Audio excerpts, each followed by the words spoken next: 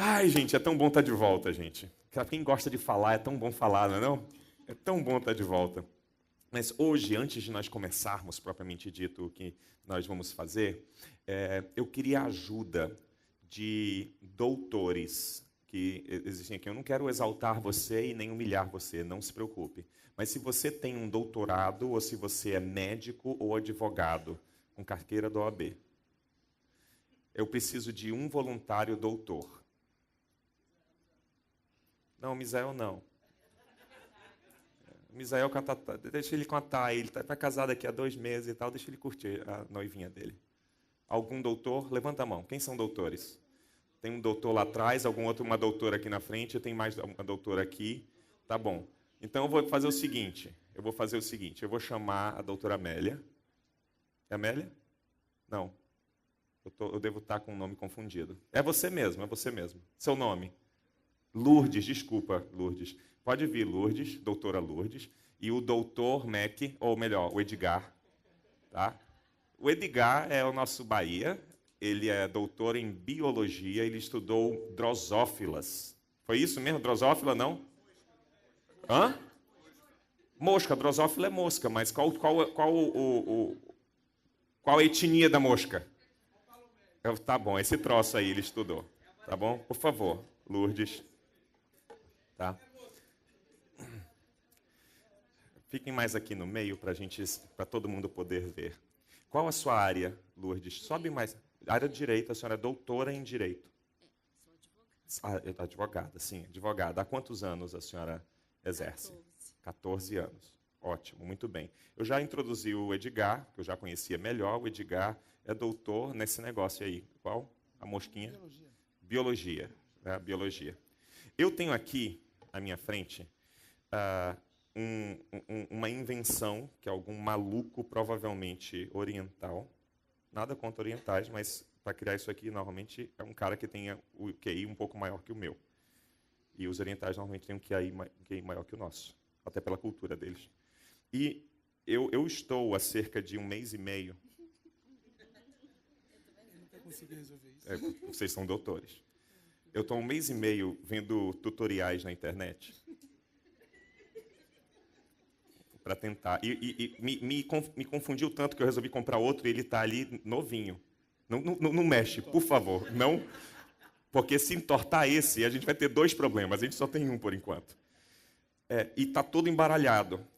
O Nicolas, ele não é oriental, mas ele deve ter sangue de oriental em algum lugar na vida dele. Ele consegue fazer isso aqui. Ele ainda demora por volta de uns 10 minutos, mas ele faz, sem tutorial. É humilhante.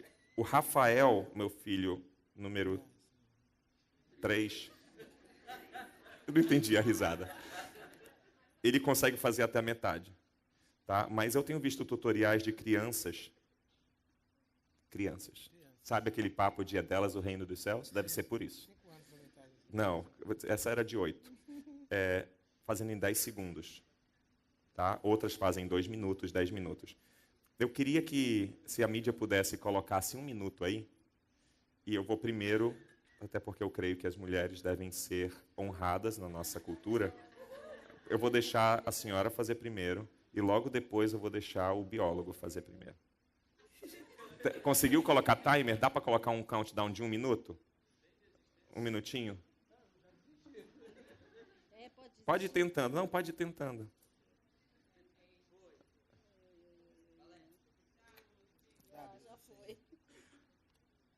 Está bem embaralhado. Tem 1 mês e meio que eu estou tentando. Por isso que está embaralhado. Não.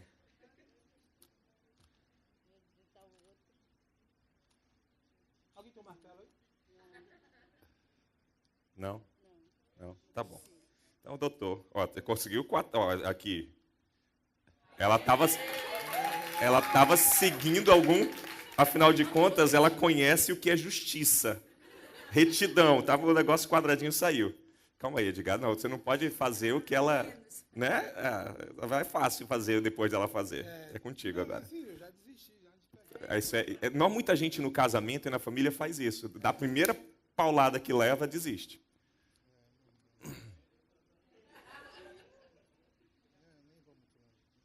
Doutor, não desista não, doutor. Afinal de contas, você conserta Mac, De vez em quando. né? Tira foto. Eu também. Né? Rapaz. Eu desisto. Desiste? Tá bom. Como a gente acha que das crianças é o reino dos céus? Tem algum adolescente, criança, alguém assim que pode talvez nos iluminar? Alguém que... Você sabe? Ah, você já trouxe um? Deixa ela usar o dela lá. Tá bom. Sofia, quantos minutos você quer? Ó, rapidinho. A senhora pode sentar. Muito obrigado. Edgar, você quer ficar perto para aprender? Posso sentar até o final do culto? Pode, leva lá, só não quebra, tá? Que eu queria dar para alguma criança. Sofia, então 1 minuto. Tem certeza? Tá embaralhado? Quer embaralhar mais? Não, pode.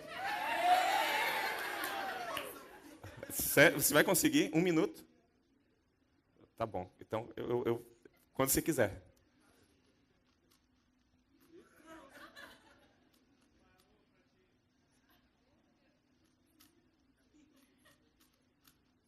Minha Nossa Senhora.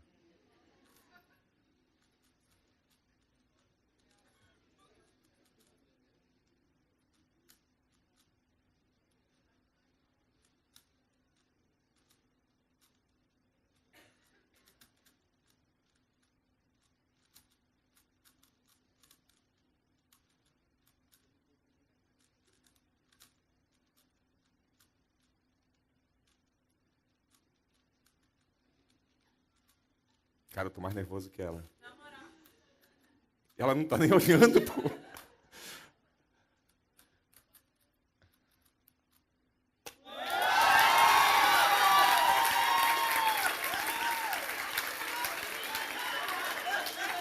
Vai lá.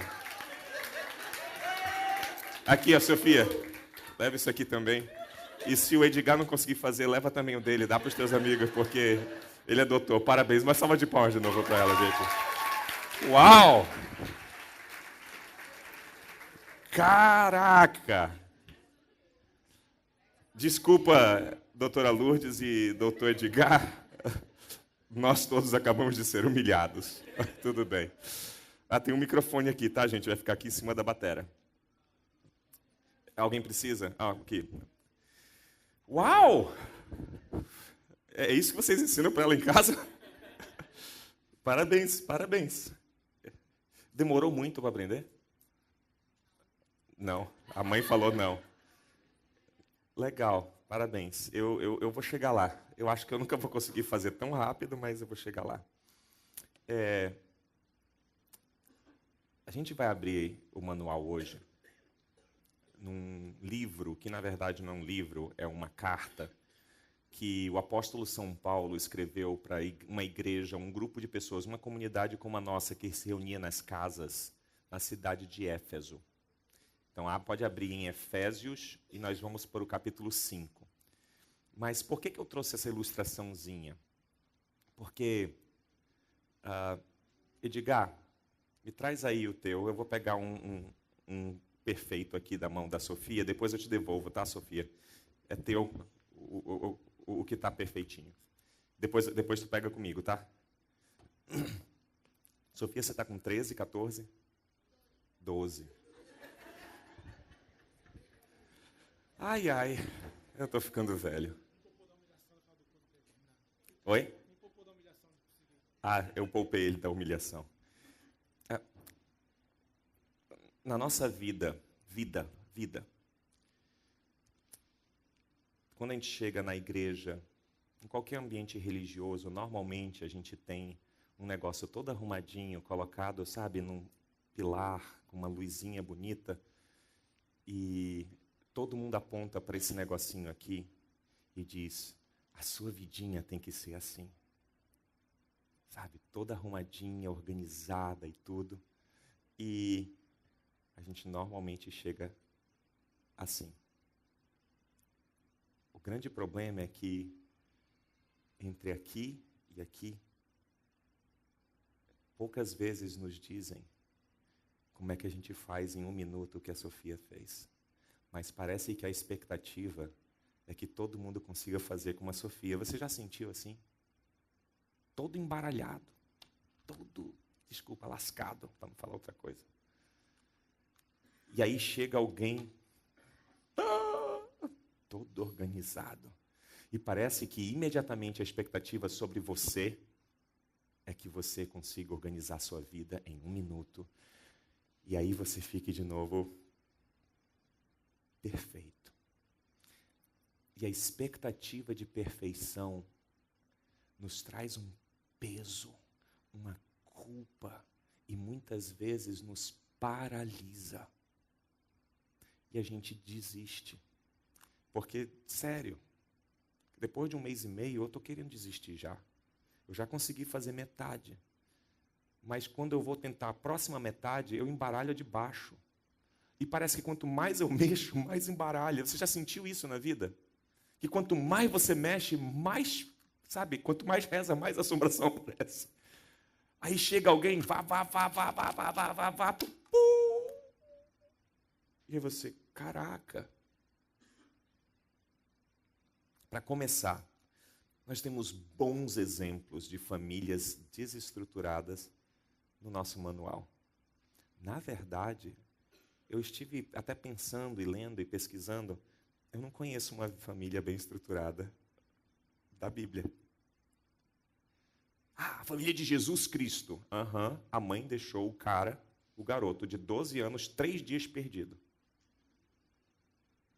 Faz isso. Você me entende? A família de Moisés tinha problema.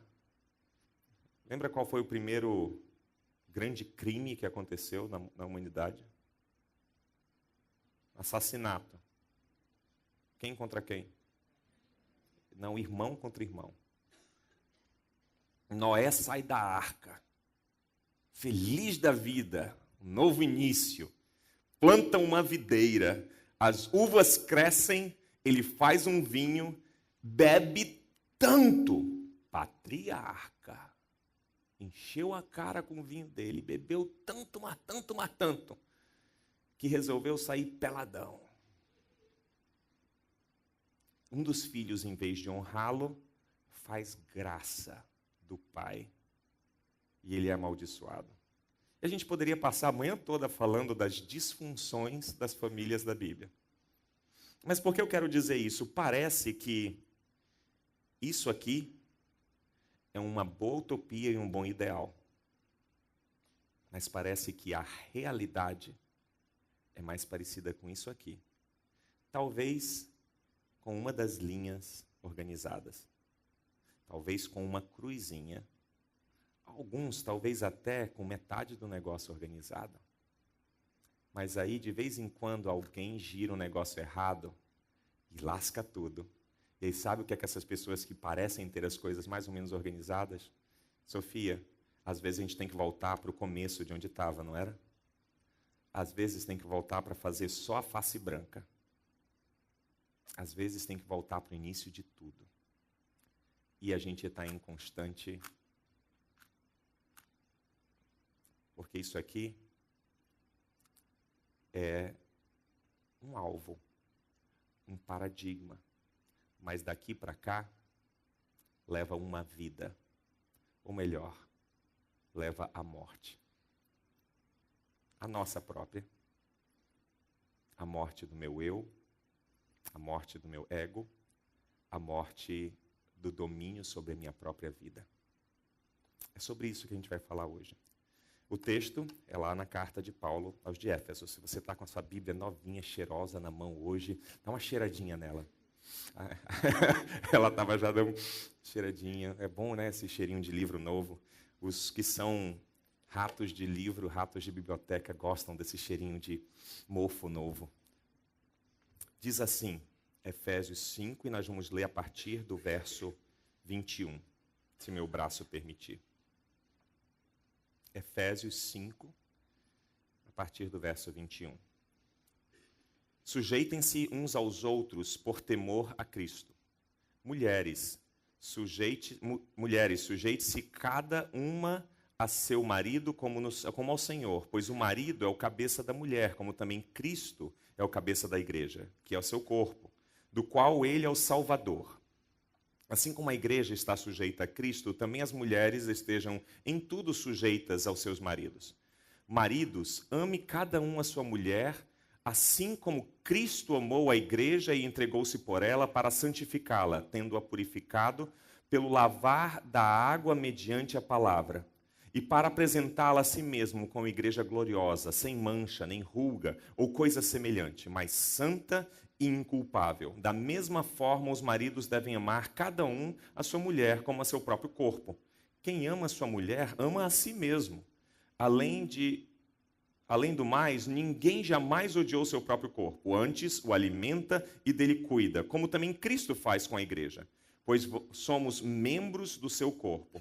Por essa razão, o homem deixará pai e mãe e se unirá à sua mulher, e os dois se tornarão uma só carne. Este é o mistério profundo. Refiro-me, porém, a Cristo e à igreja. Portanto, cada um de vocês também ame sua mulher como a si mesmo, e a mulher trate o seu marido com todo respeito. Vamos continuar, não para aí não. Às vezes a gente isola textos para usar como pretexto, para a gente falar o que quer. Eu acredito que a gente precisa continuar lendo. Filhos, obedeçam a seus pais no Senhor, pois isso é justo. Honra teu pai e tua mãe, esse é o primeiro mandamento com promessa, para que tudo te corra bem e tenhas longa vida sobre a terra. Pais, não irritem seus filhos, antes criem-nos segundo a instrução e o conselho do Senhor. Não para aí, vamos continuar lendo. Escravos, obedeçam a seus senhores terrenos com respeito e temor, com sinceridade de coração, igual como você serve a Cristo. Os ativistas sociais já estão com os pelos do braço em pé. Vamos continuar lendo. Obedeçam-lhes não apenas para agradá-los, quando eles os observam, mas como escravos de Cristo, fazendo de coração a vontade de Deus. Sirvam aos seus senhores de boa vontade, como servindo ao Senhor, e não a homens, porque vocês sabem que o Senhor recompensará cada um pelo bem que praticar, seja escravo, seja livre, ou escravo ou livre. Vocês, senhores, tratem seus escravos da mesma forma. Qual forma? Da forma que os escravos tratam vocês. Não os ameacem, uma vez que vocês sabem que o Senhor deles e de vocês está nos céus. E ele não faz diferença entre pessoas. Eu acredito que uma das razões que nós nos frustramos tanto desses dois negócios aqui é que parece que acreditamos, pelo menos pela nossa prática, que o caminho daqui para cá é um passe de mágica. É tipo, Sara, ora por mim aí, porque eu estou aqui e eu quero ser isso aqui. Winston, vamos tomar um café, porque eu estou aqui e depois do café eu vou voltar para casa e eu vou ser isso aqui. E os psicólogos presentes sabem que daqui para cá leva não só uma vida, mas dá trabalho. Porque a gente não gosta de falar das nossas disfunções, a gente não gosta nem de falar, às vezes, para Deus, de Senhor, pequei. E falar para um outro é mais difícil ainda. A gente prefere ver a disfunção do outro e não a nossa própria. Não é? É mais fácil olhar o outro, mais fácil analisar o outro. Mas parece que esse texto aí, Paulo não está falando de ideais. Porque note bem, na estrutura cultural do primeiro século em que Paulo ensinava a igreja, 1900 anos atrás, Paulo encontrou uma realidade instalada. Ele não encontrou pessoas flutuando pela terra, vivendo padrões superiores de justiça, de amor e de alteridade, de doação pelo outro. Não, pessoas reais. Maridos, adúlteros, mulheres ranzinzas, filhos insolentes, pais abusivos. e um sistema econômico baseado em escravidão. Paulo era cidadão romano. Na verdade, Roma era os Estados Unidos da época, só que o imperador não era como Trump, somente um playboy, né, apoiado pela direita americana religiosa. O imperador tinha o poder de vida e morte. E os senhores de escravos trabalhavam com seus escravos e servos como capatazes de animais. Nós lembramos das nossas histórias do Brasil, em que os nossos primeiros colonizadores escravizaram nossos primeiros habitantes, os indígenas, e também os povos da África, aqui no nosso território nacional, e eram senhores de escravo. É aquele paradigma. A pessoa era um objeto. E com essa realidade, em vez de Paulo chegar e vamos abolir a escravatura e vamos lutar com o movimento social para acabar com tudo. O que teria acontecido com Paulo se ele tivesse feito isso naquele momento histórico? Ele teria sido morto, da mesma forma que Cristo foi. E, eventualmente, ele foi. Demorou mais um pouco, não foi tão sumário. Mas Paulo escolhe uma estratégia diferente. Ele olha para a realidade da cultura familiar, a realidade da disfunção familiar, a realidade da disfunção patriarcal, de hegemonia masculina, massacrando mulheres e filhos. Você sabe o que eu estou falando? Eu não estou querendo fazer aqui um ponto político. Eu estou descrevendo o primeiro século. Ele cai nessa estrutura familiar. Ele também cai nessa estrutura cultural. Escravos e senhores. E em vez de dar um paradigma perfeito, ele aplica o evangelho à vida real. E como ele aplica primeiramente isso? A única coisa que Paulo fala em diferentes formas é: sujeitem-se uns aos outros no temor do Senhor. Ele ensina submissão. Ele ensina sujeição a todos. Sabe o que o Jonatas, pastor Jonatas, o John, da Igreja Refúgio, ensinou a respeito de como tudo começou? Como que as coisas bagunçaram e agora o objetivo de Deus é novamente, de certa forma, nos levar ao paraíso, não aquele paraíso lá de trás, mas aquele lá da frente, de novo céu e nova terra. Mais ou menos foi isso que ele falou. De um novo padrão de família, um novo padrão de humanidade, em que nós nos amamos uns aos outros e que somos família, não só o nosso nicho pequenininho, mas nós somos família. Lembra? Lembra o que o Maguinho falou? Que, por sendo um agente de paz, perdoando e orando, nós temos algumas ferramentas para começar a desembaralhar? O princípio 01 disso para isso, e olha que isso aqui é aquele padrão que a gente olha para lembrar como é que a gente pode fazer aqui. Provavelmente você não vai fazer isso. Mas daqui para cá, princípio 01 é submissão. Sujeição a Deus. Como é que Paulo fala isso para maridos e mulheres, pais e filhos, senhores e escravos? Paulo consegue falar para uma sociedade que é completamente alheia à noção de liberdade e de valor do outro, que os seus senhores devem cuidar bem dos seus escravos. E os escravos, na situação real, vocês conseguem entender o que eu estou falando? Na realidade, não é no escravos, fujam, porque Deus quer liberdade para vocês. Não, Paulo não está falando fujam porque Deus quer liberdade. Ele está dizendo, você é escravo. Nessa situação de escravo, só tem uma coisa que você pode fazer: servir como se servindo a Deus. Pô, mas ele me bate. Sirva como você serve a Deus. Mas ele matou o meu irmão. Sirva como você serve a Deus. Sujeite-se por temor ao Senhor, porque quem é o seu Senhor? Deus. Aí ele vira para o capataz, senhor de escravos, dono lá do troço, e fala para ele: trate o seu servo, que nessa estrutura decaída, pecaminosa, caída, embaralhada, essa porcaria que a gente vive, trate o seu servo com amor, porque o seu Senhor é o mesmo Senhor dele. Sabe o que é que Paulo faz? Ele coloca no mesmo barco, no mesmo balaio, Senhor e servo, debaixo de um só Senhor.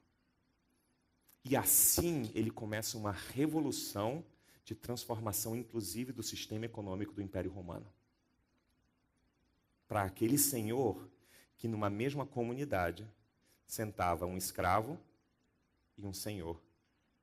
Você consegue imaginar isso? Numa mesma comunidade, dentro de uma mesma casa, a igreja de Éfeso, um escravo e um senhor sentados ouvindo isso da leitura da carta de Paulo. O que isso talvez tenha mudado na relação daqueles dois? O servo que tinha sido chicoteado na semana anterior e o senhor que tinha chicoteado, ouvindo isso e olhando um para o outro. Sujeitos ao mesmo Senhor. Ele fala também a pais e filhos. Debaixo dessa mesma sujeição, ele diz: filhos, honrem o seu pai e a sua mãe, porque isso é promessa. Você honrando seu pai e a sua mãe, você terá longos dias.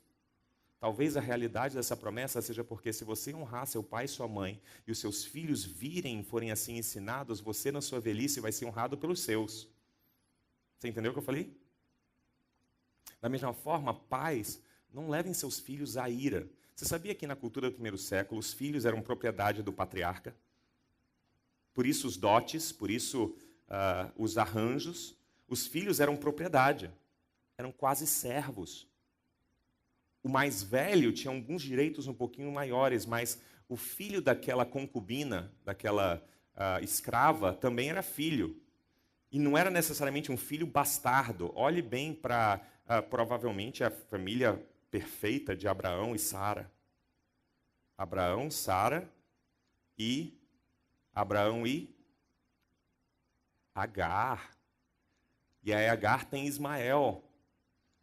E aí tem todo aquele reboliço, porque tem agora um filho de Abraão, que é filho da serva, e vai ser quase que pareado com o filho da promessa.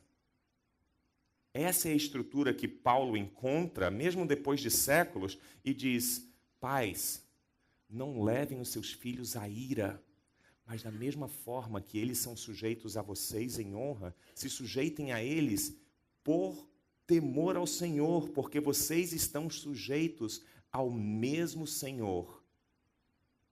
Princípio da sujeição, princípio da submissão de novo. E para homens e mulheres, gente, maridos e mulheres, esse texto aí é tão mal utilizado, não é, mulheres? Numa cultura patriarcal lascada que a gente tem hoje em dia ainda, principalmente no meio das igrejas. E aqui eu não quero trazer um discurso feminista. Não, não é.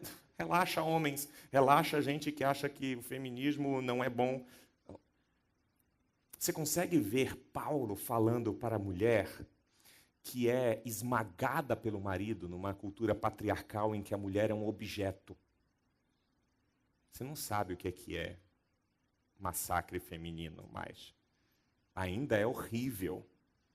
Mas nessa época era impossível. Pense nas culturas árabes de hoje. Pensou? É um pouquinho parecido com isso. Legal? Imagina uma mulher nessa cultura árabe, ou na cultura palestina, do primeiro século, ouvir de Paulo: mulheres, sujeitem-se aos vossos maridos. Ela não estava sentada do lado do marido, porque o marido e a mulher não sentavam juntos, eles sentavam separados, as mulheres todas e os homens todos, na cultura judaica. Já que isso aqui era uma igreja meio que pagã, uma igreja não judaica, mas uma igreja gentia, provavelmente eles estavam em outra estrutura, mas ainda separados. Homens e mulheres começaram a dormir na mesma cama, coisa recente. Tá? Então esses dois ouvem a leitura da carta de Paulo aos Efésios E a mulher está sendo usada pelo marido. Ela está sendo abusada provavelmente pelo marido e pelo sistema. E ouve de Paulo: sujeitem-se uns aos outros no temor do Senhor. Porque Ele é o nosso Senhor. E mulheres, sujeitem-se aos vossos maridos como vocês também se sujeitam a Cristo. Porque vocês lembram qual é o relacionamento entre a igreja e Cristo? É um relacionamento de amor. Não é assim que você tem esse relacionamento com Deus? É esse o tipo de paradigma que Deus quer, mulheres, que nós vivamos esse amor debaixo da sujeição de Deus. Então sirvam de todo o coração os vossos maridos. Aí ele vira para os maridos, depois de falar para as mulheres. Alguns dizem assim, tá vendo? Era mais problema com as mulheres, então ele falou com as mulheres e aí ele resolveu o problema das mulheres que não serviam. Muito pelo contrário, naquela cultura, quando a mulher não servia, existia o divórcio. Ela queimava a carne. Tem mulher que cozinha melhor que você, tchau. A mulher adulterava, o homem nem sempre adulterava, sabia? Não, mentira. Os dois adulteravam, mas normalmente só a mulher era punida. Você já viu alguma história no Novo Testamento da mulher, do homem pego em adultério? Não? Ou do homem pecador veio ter com Jesus, ungiu os pés de Jesus, enxugou os pés de Jesus com os seus cabelos e derramou o frasco de Hugo Boss em cima dos pés de Jesus. E então o outro homem viu e falou, tá vendo? Jesus não sabe que esse homem é safado. Não, o homem não era safado nessa época. Só mulher.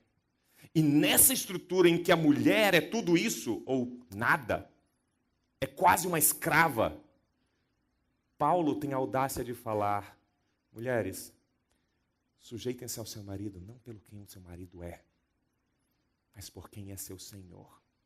Portanto, a sua dívida não é com seu marido, mas é com seu Senhor. Aí ele passa para os homens.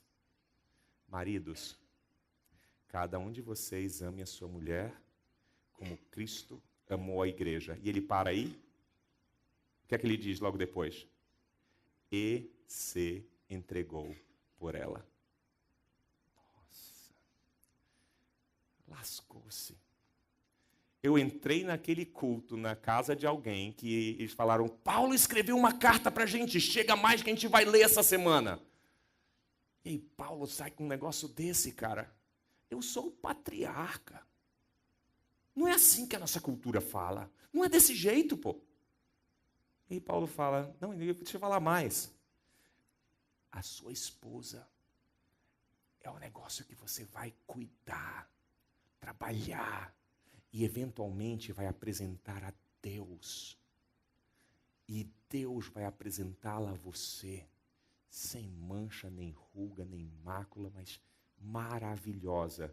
E a imagem disso, maridos, é o que Jesus fez com a igreja e agora a igreja purificada, santificada, salva e perfeita com Cristo. Então, maridão, sujeite-se a Deus e sirva a sua mulher. Não foi isso que Jesus fez na cruz? Ele não nos serviu? Se não, vá lá em Filipenses 2 e você vai ver que Jesus se despiu completamente de quem ele é. Não de quem ele era, mas de quem ele é. Porque ele se despiu, mas continuou sendo. Ele não se despiu da dignidade dele, porque não tem como ele deixar de ser o que ele, em essência, ele é. Mas ele colocou de lado a sua própria divindade, mesmo continuando sendo. E se tornou servo. Servo ao ponto de se morrer numa cruz e se entregar por pecadores. Esse é o paradigma de quem Jesus é. Aí Paulo diz, esse é o paradigma para você. Sirva como Cristo serviu. Você não tem autoridade nenhuma. A sua autoridade é o tamanho do seu serviço. Como é que você acha que essa galera saiu daquele dia, daquela casa em que se leu a carta de Paulo para eles? Não estou falando lida depois de trocentos anos, como a gente está lendo. Estou falando naquele dia que essa carta foi lida a primeira vez. Eu acho que teve muito maridão com o rabo entre as pernas, voltando para casa, dizendo, como é que eu vou viver isso? Tá vendo? Caraca, meu, como que eu vou fazer isso como marido? Eu bati na minha mulher ontem.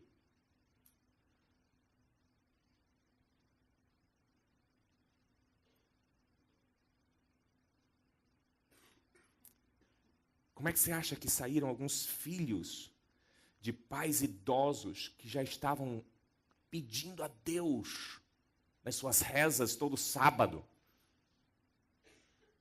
Pedindo a Deus que o pai vá embora para que ele ganhasse a herança.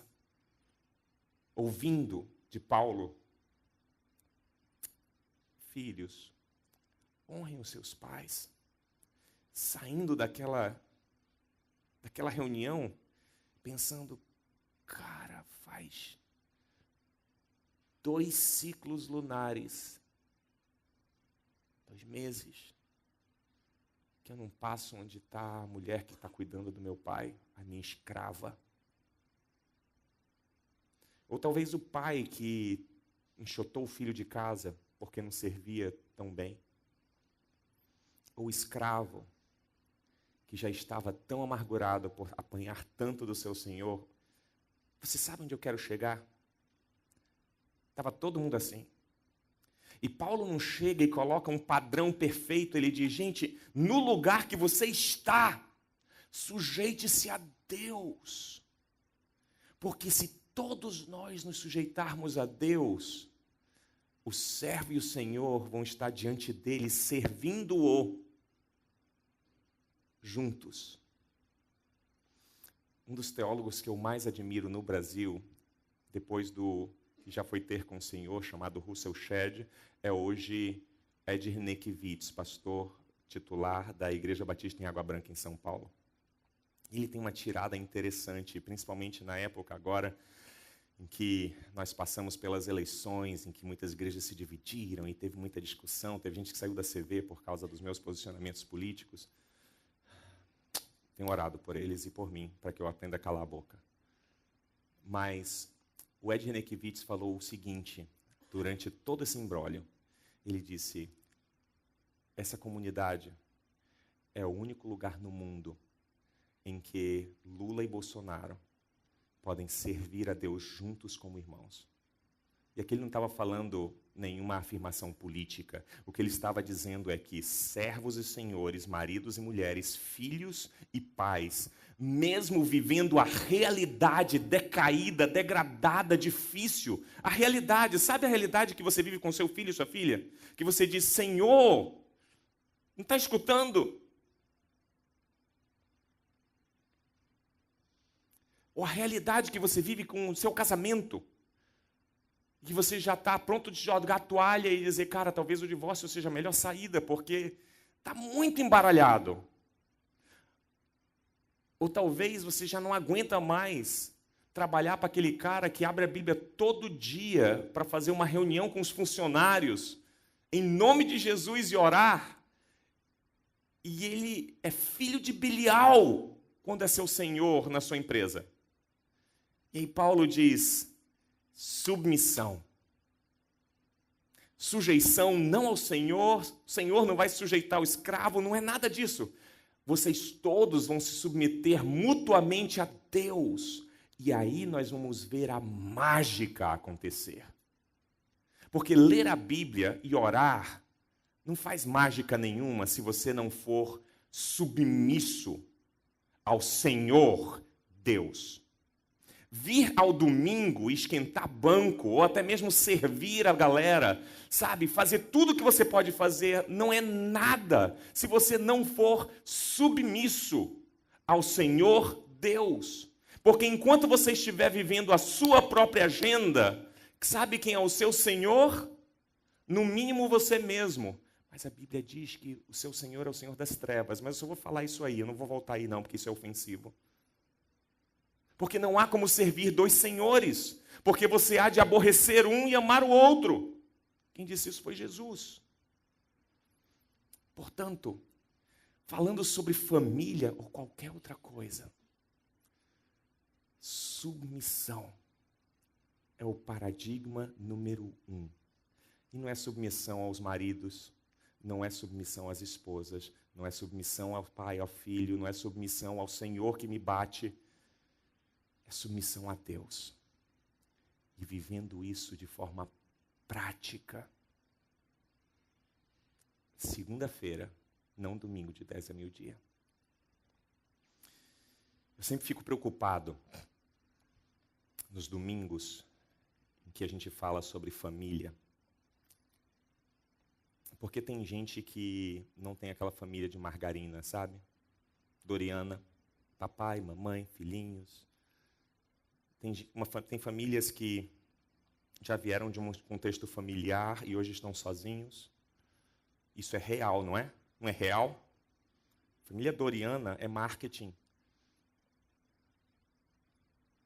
Isso aqui, normalmente, é marketing. Deixa eu falar uma coisa rapidinha para vocês. Eu destruí a minha família em Brasília 12 anos atrás tentando viver isso aqui. Tentando me ajustar ao marketing. Esqueci dos meus filhos e da minha esposa. E eu e a Alessandra quase chegamos ao divórcio. Por causa disso aqui. E aí, depois de um tempo, a gente descobriu que a gente não era o que a gente pensava que a gente era, mas a gente era isso aqui. E aí, sabe o que a gente fez? Pela primeira vez, eu sendo pastor, a Alessandra sendo teóloga, sendo mestre em psicologia, a gente resolveu dobrar os joelhos e, desesperados,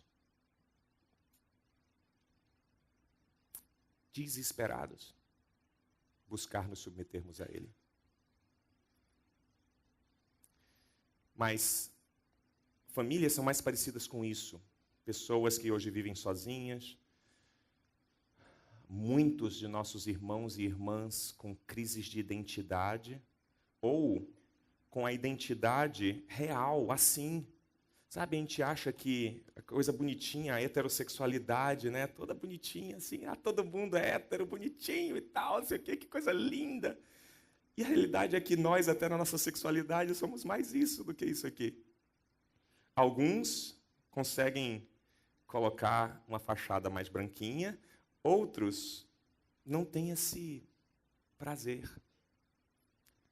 E aí, todo domingo, colocam uma fachada bonitinha para você ver. Aí eles saem da reunião. Cara, é tão difícil e pesado, cara. Eu só estou ouvindo perfeição. Cara, eu estou cansado de perfeição porque eu não sou perfeito nunca. Eu não tenho mais esperança, cara.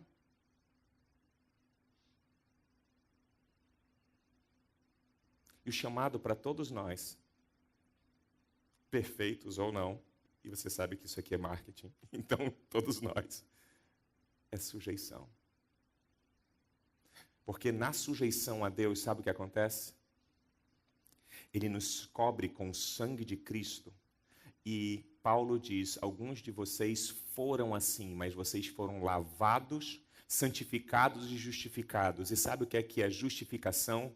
É Deus chamar aqueles que são assim, são assim, chamar disso por causa de Cristo Jesus, nosso Senhor. E aí, no processo de sujeição, bem devagarinho, não é em menos de 1 minuto como a Sofia. Sabe? É uma vida. E olha que ele está olhando. De vez em quando ele dá uma girada. Dói pra caramba. Lasqueira. E ele de novo gira. E de novo ele gira. E ele começa a organizar. E dizem, na verdade ele diz, que um dia não haverá mais choro, não haverá mais dor. Um dia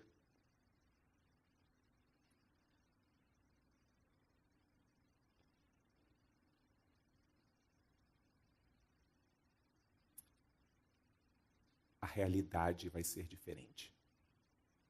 Um dia. E nós vivemos na certeza de que esse dia virá. Convivendo todos os dias com a certeza de que a nossa realidade é essa. Como eu estava falando, eu sempre fico muito preocupado com dias hoje, como hoje. Porque parece que pessoas não encaixam na família doriana da igreja cristã. Eu queria lembrar vocês de uma história que Jesus viveu, que é narrada, se eu não me engano, lá em Lucas. Deixa eu ver se é Lucas mesmo. Abre aí sua Bíblia. Lá no Evangelho de Cristo, narrado por Lucas.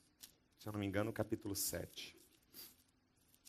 E essa história do nosso irmão Lucas é uma história verídica, não é uma parábola. Em Marcos, visão está começando realmente a falhar. Chorando então é pior ainda. Mas em Lucas, capítulo 7, verso 36, Lucas narra a história. Eu não vou ler, eu não estou conseguindo ler, mas eu vou narrar para vocês. Vou arrumar um óculos. Oh, vida cruel. Mas Jesus é convidado por um fariseu. E fariseu não é mal, gente, tá? Na tradição cristã, a gente sempre acha assim que, o fariseu hipócrita. Não, é um religioso como você. Beleza? Um fariseu convida Jesus para um jantar, e Jesus está lá comendo com ele, aí chega essa mulher conhecida pela cidade toda, que nem o nome dela é citado, é só uma mulher pecadora. Reconhecida pela cidade como pecadora. Essa mulher, reconhecida pela cidade como pecadora, chega até Jesus, interrompe a festa, o jantar, e chorando aos pés de Jesus, enxuga os pés de Jesus com seu cabelo, derrama perfume nos pés de Jesus e está lá inconsolável diante de Jesus. E Jesus, conhecendo o pensamento de Simão, o fariseu, que o convidou, Jesus fala assim: Simão, eu cheguei aqui na tua festa e você não cumpriu a tradição de providenciar água para mim, para eu lavar minhas mãos e o pé. Mas essa mulher pecadora tem, desde que eu cheguei, regado os meus pés com as suas lágrimas. Tem enxugado os meus pés com seus próprios cabelos e derramado esse perfume caro. E deixa eu te contar uma historinha. 2 devedores, um devia R$100, o outro devia R$1 milhão. Os dois chegaram ao senhor da dívida e foram perdoados por essa dívida. Simão, quem desses dois é mais grato e ama mais o senhor da dívida? Simão diz, é claro que o que devia mais. E Jesus concorda e diz, essa mulher ama muito mais.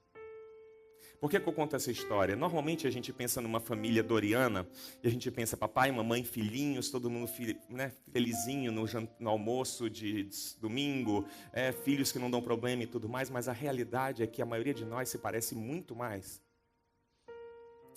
com essa mulher. E tantas vezes somos convencidos de que somos o fariseu. Mas na realidade, a única saída é nós nos derramarmos aos pés do Senhor, porque nós não somos dignos de forma alguma. Essa mulher provavelmente tinha uma família. Provavelmente ela foi enxotada de casa de alguma forma, por alguma razão. E provavelmente ela estava agora numa situação de prostituição, porque ela não tinha nenhuma outra forma de se sustentar. Mas pela sociedade judaica da época, ela era a pecadora. E aqui eu não estou dizendo que a culpa é do sistema, o que eu estou dizendo é, nós somos muito mais parecidos, desorganizados como essa mulher, do que com Doriana. Engraçado que eu não falo do que é a família bíblica, mas sim a família do marketing. Por que eu digo isso? Eu acredito que todos nós, em algum momento na nossa vida, talvez você já tenha passado por isso, se você já passou, glória a Deus, eu espero que você continue passando por isso e escolhendo isso todos os dias da sua vida. Mas em algum momento da nossa vida, nós precisamos escolher, decidir,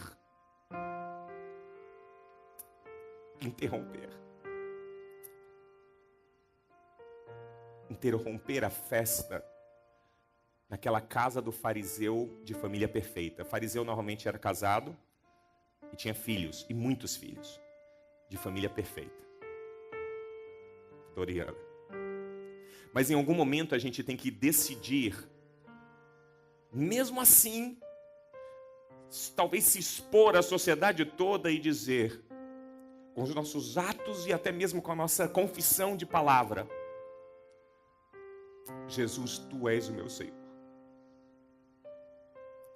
E porque tu és o meu Senhor, eu até vou me expor nessa festa, porque eu preciso derramar tudo que eu tenho de desorganização nos teus pés. Eu preciso derramar o que eu tenho de melhor de perfume. Porque eu preciso da tua soberania na minha vida. Eu preciso do teu senhorio. Eu preciso do teu direcionamento. Eu preciso viver como servo teu e só teu, de mais ninguém. Eu sei que isso não é cultura comunitária nossa, mas essa manhã eu gostaria de dar a oportunidade e fazer o convite a você declarar a soberania de Deus sobre a sua vida como um marco na sua vida de uma vez por todas. Eu não estou chamando para você ir para o céu. Eu não estou te convidando para você parar de sofrer.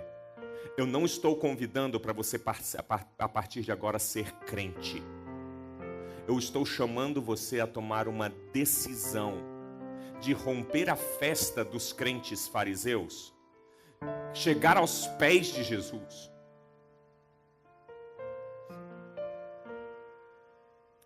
e se prostrar diante dele dizendo: tu és o meu Senhor, e eu viverei para ti e para ti somente, porque esse é o único paradigma que irá trazer algum tipo de transformação na sua vida. Não existe nenhuma outra fórmula mágica, até porque essa não é. Porque para o ser humano se submeter a um Senhor que não é o seu próprio ego, demanda um chamado. E por isso hoje eu gostaria que você ouvisse a minha voz como a voz de Deus chamando: venham a mim todos vocês que estão cansados e sobrecarregados, e eu aliviarei. Mas tomem sobre mim a minha canga, tomem sobre mim o meu peso, porque esse peso é diferente e eu vou começar a organizar. Eu sou o Senhor. Ou, como já foi feito o convite antes, se você quer me seguir, negue-se a si mesmo, senhorio. Não é você o Senhor, existe um outro Senhor sobre você. E é esse o verdadeiro Senhor. Então negue-se a si mesmo, tome sua cruz diariamente e siga-me. Esse é o único paradigma do Evangelho, não há outro. É só esse. E é nesse paradigma que nós somos lavados, santificados, justificados.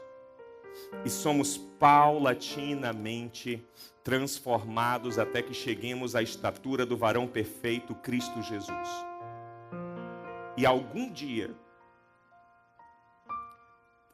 naquele dia, talvez, pela misericórdia de Deus, nós sejamos glorificados. A gente vai cantar uma música que eu confesso a você, eu cantei por muitos meses. Alguns acham que eu não tenho sangue penteca, eu tenho. Não sei onde, mas tenho. Tinha uma árvore no final da minha casa, lá em Brasília, quando eu destruí a minha família. No final do terreno, lá atrás, bem atrás. E aquela árvore começou a ter o casco da árvore meio que desgastado, porque todos os dias, no final da tarde, eu sentava lá atrás e eu brigava com Deus. E, cara, a pancadaria comia solto e Deus não respondia. Era só eu que batia e Deus não falava nada.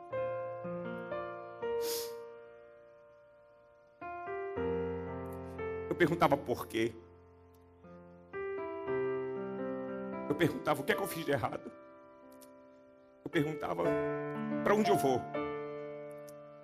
E aí, um dos meus irmãos em Cristo, reteté, penteca, sabe? Aqueles que do nada, de madrugada, ligam para você e falam: tô orando por ti, cara. Sabe? Ele me mandou por e-mail um arquivo com essa música.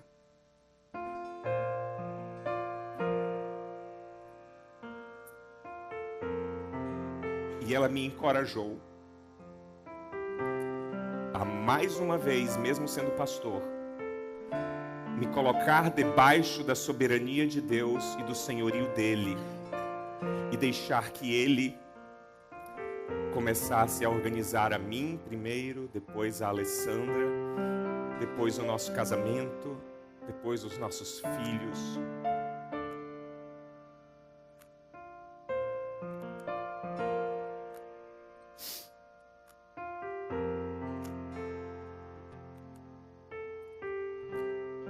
E ele continua organizando.